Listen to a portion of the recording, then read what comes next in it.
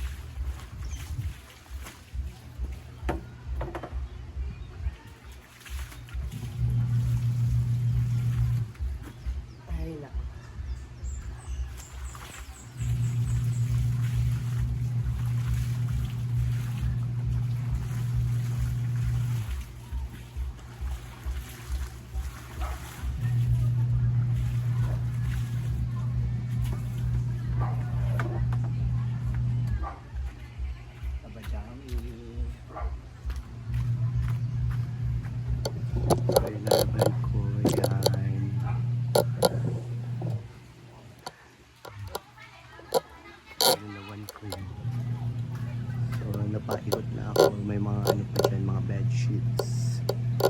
Ayan, so wala ka sa mga so ayan, ito naman, dito naman rin.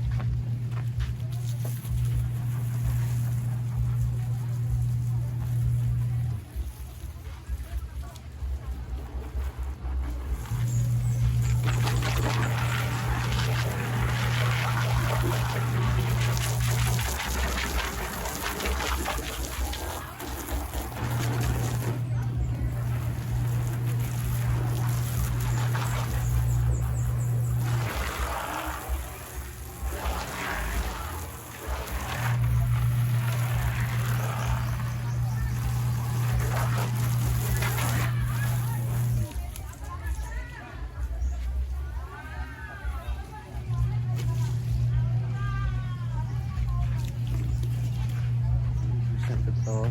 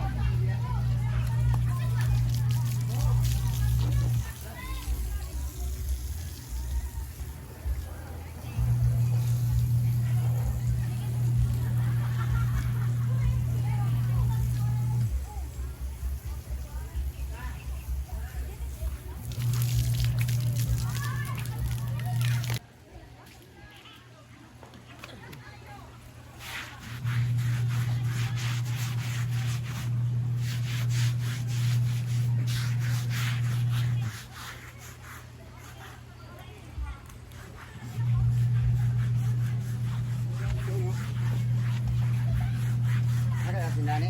Ha? Akin. Magdadra pa yan. Magdadra pa yan. Nani pa? Kaya ilalim ba itong... Ay, mangga.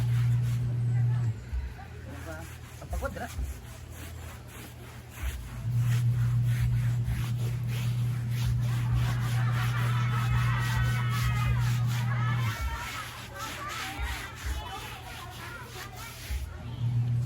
Lagara.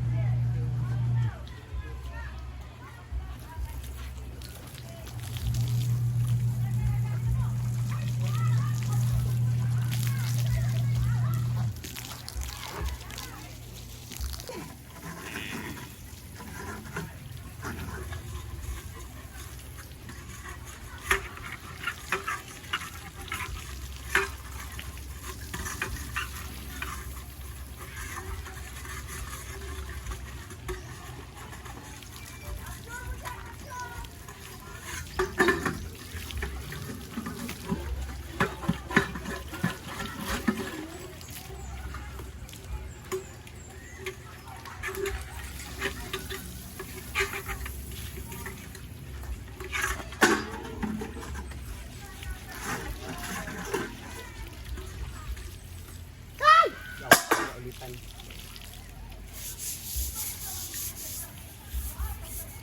Ulitan break. Ano gamay?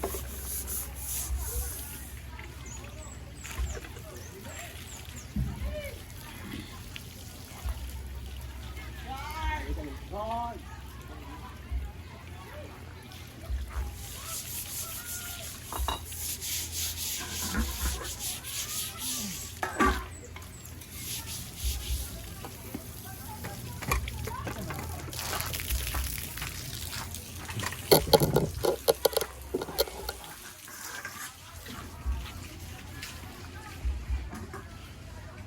Tayo naman eh.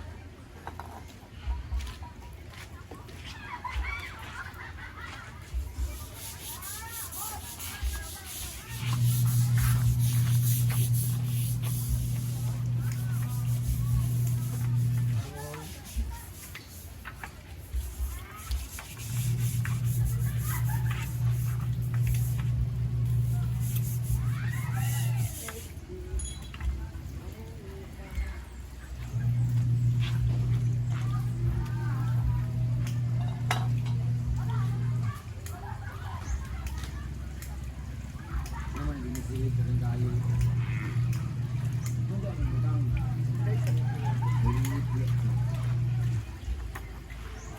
Hindi, kabae sa ulit ba?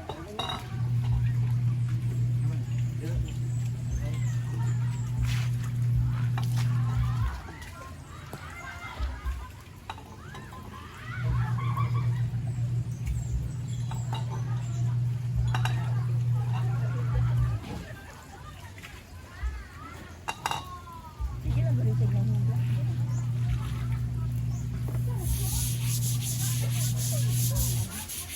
Picture ko. Good morning.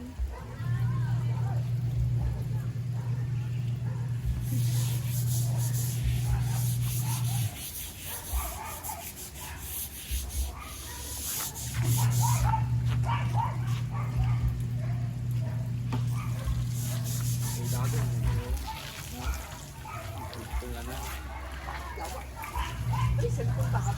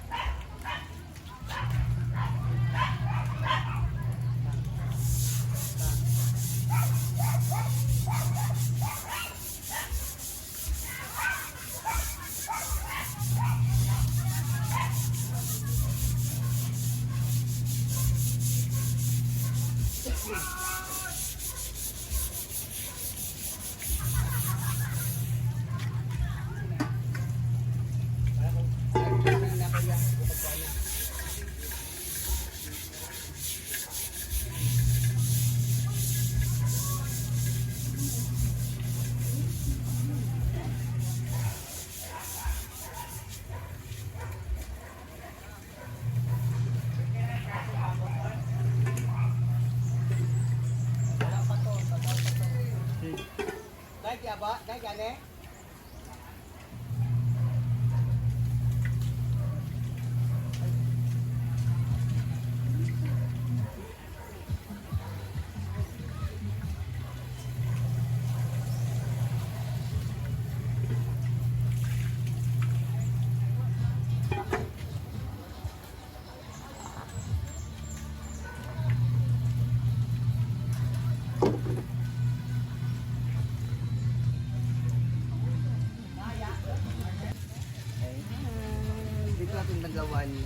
Okay.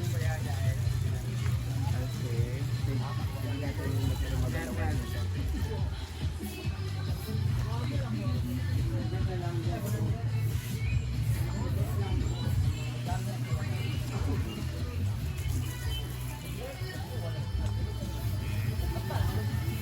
Bongga kitchen! Ano? Ano pa mo?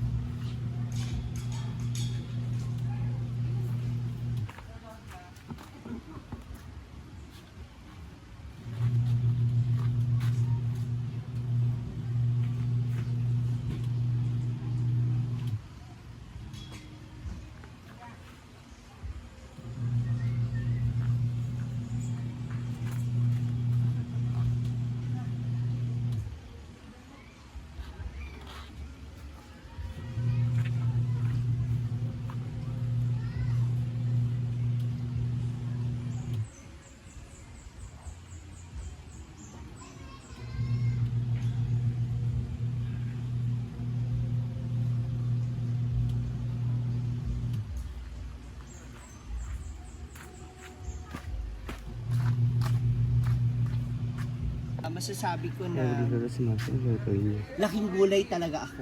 Ano lutuin mo? It's a dininding Ilocano version. Ding. Ba't bumili ka parang ating ha? May atay naman doon. Dito atay, this Ah, is sa park. Sa Ha? park. It's a park. Okay.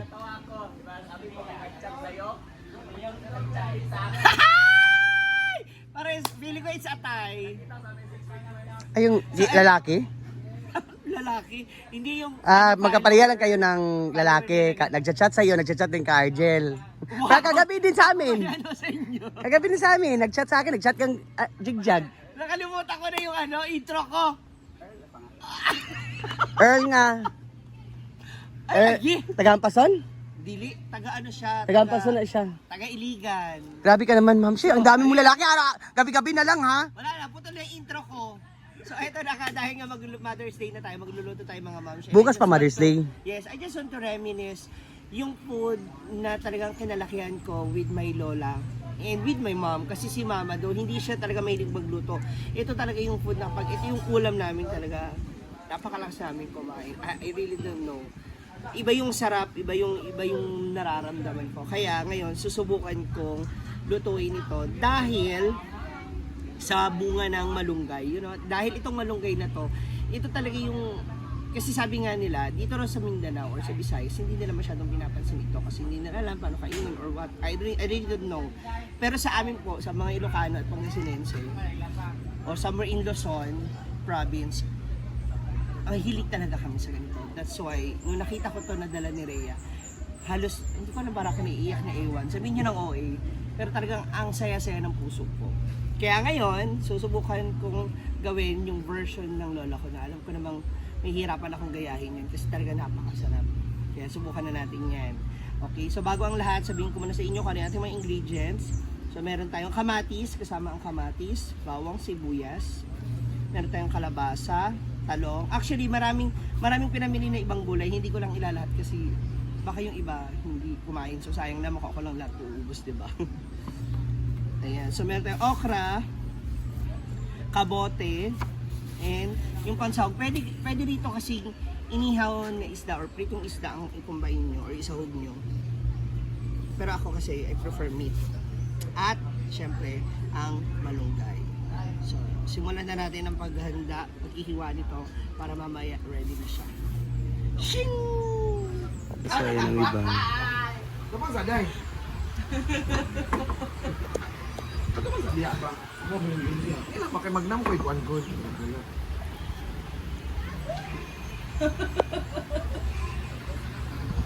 So yan muna ang update natin for today. So hindi pa ako tapos maglalaba. So stop ko na ako. Mag-update na ako mamaya pagtapos na ako maglalaba. So ayun guys. Thank you guys. See you in my next vlog. Bye bye.